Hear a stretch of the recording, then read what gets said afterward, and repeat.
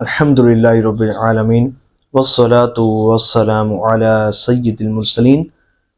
آج کی ویڈیو میں ایک عبرت کا ایسا سبق آموز واقعہ بیان کیا جا رہا ہے، سنیں گے تو کانپ جائیں گے، اور اللہ نے چاہا بہت اصلاح ہوگی، بہت فائدہ ہوگا انشاءاللہ عز و جل۔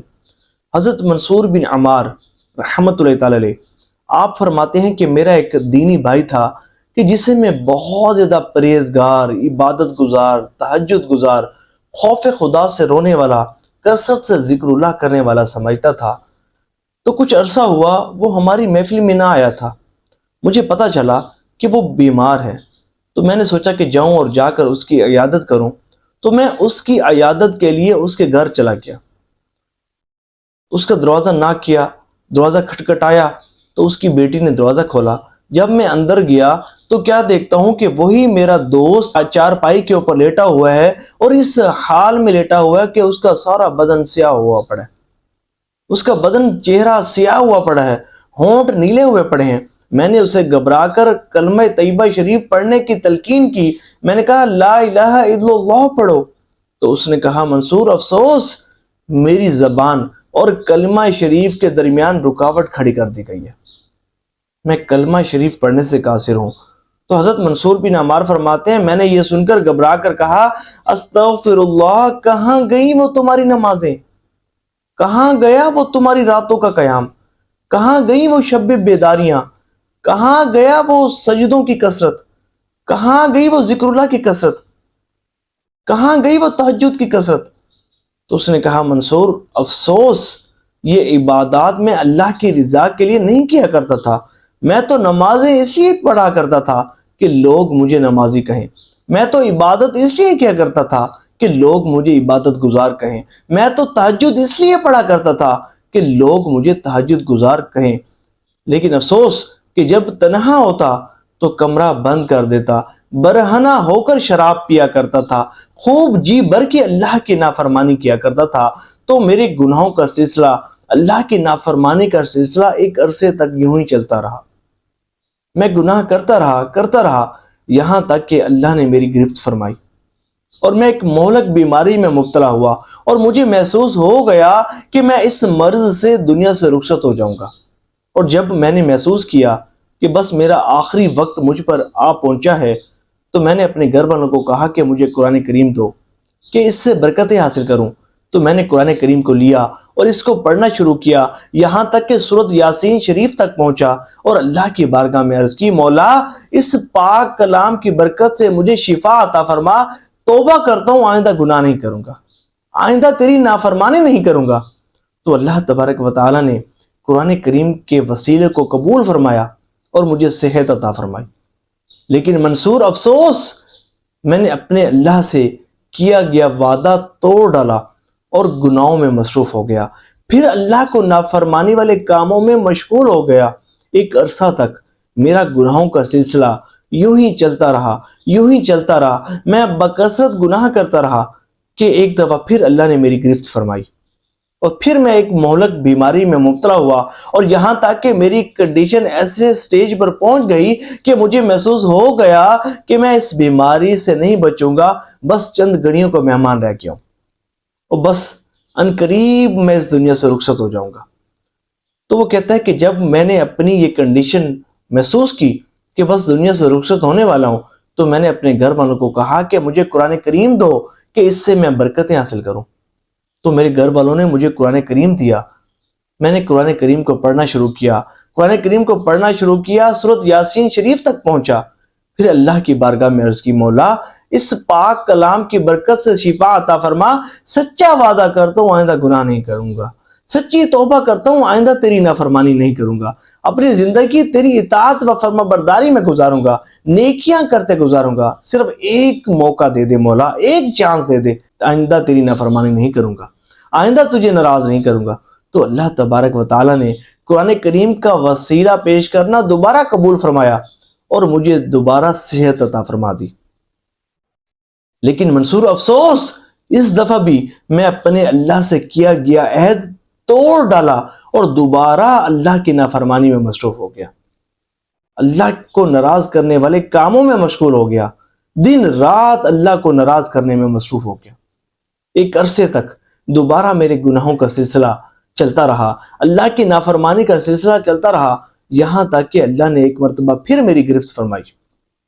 پھر میں ایک مہلک بیماری میں مبتلا ہوا، اور یہاں تک کہ مجھے معلوم ہو گیا کہ اس دفعہ میں نہیں بچوں گا اور بس میرا آخری وقت آج آ پہنچا ہے، تو میں نے اپنے گھر والوں کو کہا کہ مجھے قرآن کریم دو، کہ بس اب دنیا سے رخصت ہونے ہی والا ہوں کہ میں اس سے برکتیں حاصل کروں۔ منصور، افسوس، اب میں قرآن کریم کو پڑھنے کی کوشش کرتا ہوں لیکن ایک حرف بھی مجھ سے نہیں پڑھا جاتا۔ میں کلمہ شریف پڑھنے کی کوشش کرتا ہوں لیکن ایک حرف بھی ادا نہیں ہوتا۔ میری زبان اور کلمہ شریف کے درمیان رکاوٹ کھڑی کر دی گئی ہے۔ میں کلمہ شریف پڑھنے لگتا ہوں تو غیب سے ایک ندا بلند ہوتی ہے کہ جب تو بیمار ہوتا ہے تو توبہ کرتا ہے، اور جب تو صحت مند ہوتا ہے تو بے باک ہو جاتا ہے۔ کتنے ہی مشکلات سے ہم نے تجھے نجات عطا فرمائی، لیکن صحت یابی کے بعد تو ساری توبہ سب کچھ بھول جاتا ہے اور گناہوں میں مصروف ہو جاتا ہے۔ منصور بن عمار فرماتے ہیں کہ وہ شخص یہ بتاتے ہوئے زار و قطار رو رہا تھا۔ آپ فرماتے ہیں کہ میں نے اس کو روتا چھوڑ کر میں وہاں سے رخصت ہوا، ابھی میں اپنی گھر کی دہلیز تک نہیں پہنچا تھا کہ مجھے معلوم ہوا کہ اس شخص کا انتقال ہو چکا ہے۔ اے عاشقان رسول، گناہوں کی نحوست یہ بندے کی دنیا بھی برباد کر دیتی ہے اور دنیا کے ساتھ ساتھ بندے کی آخرت بھی برباد کر دیتی ہے۔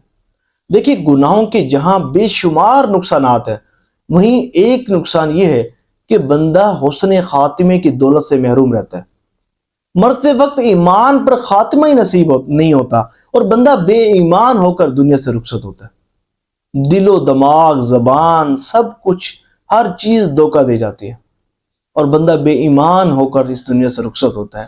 تصور کریں کہ اگر آج گناہوں کی نحوست کے سبب، آج جو بکثرت ہم گناہ کرتے ہیں، بکثرت اللہ کی نافرمانی کرتے ہیں، اگر انہی گناہوں کی نحوست کے سبب مرتے وقت ہمارا ایمان چھین لیا گیا تو ہمارا کیا بنے گا؟ اگر ہمارا ایمان برباد ہو گیا تو ہمارا کیا بنے گا؟ آج جو ہے ہم جو ہے وہ بڑی جو ہے نا، جب بیمار ہوتے ہیں نا تو توبہ کرتے ہیں، بڑا استغفار کرتے ہیں، لیکن جب صحت یابی ہمیں ملتی ہے نا تو ہم رب کو بھول جاتے ہیں، ہم رب کو بھول جاتے ہیں۔ ایسا نہیں کرنا چاہیے۔ اور یہاں ایک سبق یہ بھی ملتا ہے کہ اکثر جو ہے وہ ریاکاری کا مرض بہت زیادہ پایا گیا۔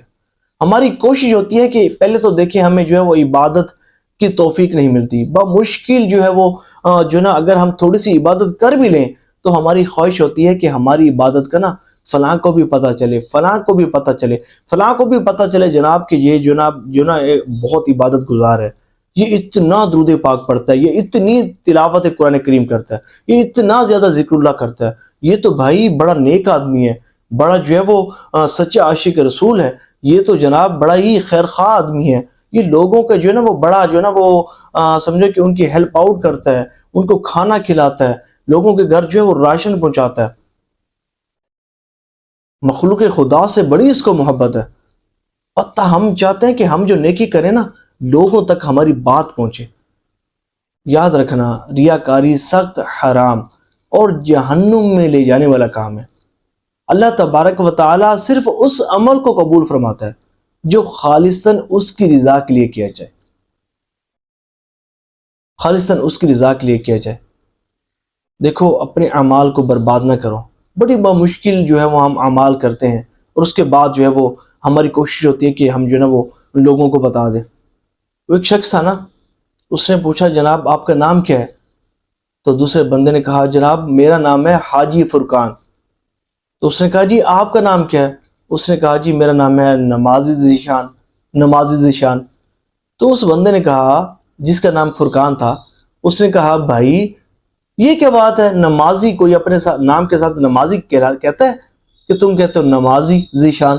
تو اس نے کہا بھائی تو نے زندگی میں صرف ایک حاجی کیا اور تو اپنے نام کے ساتھ حاجی حاجی حاجی فرقان، حاجی فرقان، جس جو بھی پوچھے تو حاجی فرقان بتاتا ہے۔ میں تو 5 وقت نماز پڑھتا ہوں، کیا میں اپنے ساتھ نمازی نہیں لگا سکتا؟ تو اس نے سمجھانے کے لیے کہا کہ بھائی تو نے اگر حاجی کیا تو یہ اللہ کی رضا کے لیے کیا نا یار، تو کیوں اپنے نام کے ساتھ حاجی حاجی لگواتا ہے؟ اب جو حافظ قرآن ہے، جس سے پوچھو جی میرا نام حافظ فلاں ہے، میرا نام حافظ فلاں ہے، یار تو نے حفظ اللہ کی رضا کے لیے کیا، یہ لوگوں کو بتانے کے لیے کیا، اپنا نام بتاؤ۔ انہوں نے یہ تھوڑی پوچھا کہ تم حافظ ہے یا نہیں ہے، انہوں نے تو یہی پوچھا کہ بھئی تمہارا نام کیا ہے، تم سیدھا نام بتاؤ۔ تو دیکھیں کوئی بھی کام ہو نا وہ خالصاً اللہ تعالیٰ کی رضا کے لیے کیا جائے۔ ریاکاری کو شرک اصغر کہا گیا ہے، یہ سخت گناہ ہے اور جہنم میں لے جانے والا کام ہے، اللہ کی سخت ناراضگی والا کام ہے۔ تو دعا ہے کہ اللہ کریم ہمیں اس سے بچنے کی توفیق عطا فرمائے، اپنی رضا کے لیے، اپنی خوشنودی کے لیے اعمال کرنے کی توفیق عطا فرمائے۔ ثواب کی نیت سے اس ویڈیو کو شیئر بھی کیجیے گا کہ جتنے بھی عاشقان رسول سنیں گے، عمل کریں گے، آپ کو بھی اس کا ثواب ملتا رہے گا۔ صلو علی الحبیب صلی اللہ تعالی علی محمد صلی اللہ علیہ وآلہ وسلم۔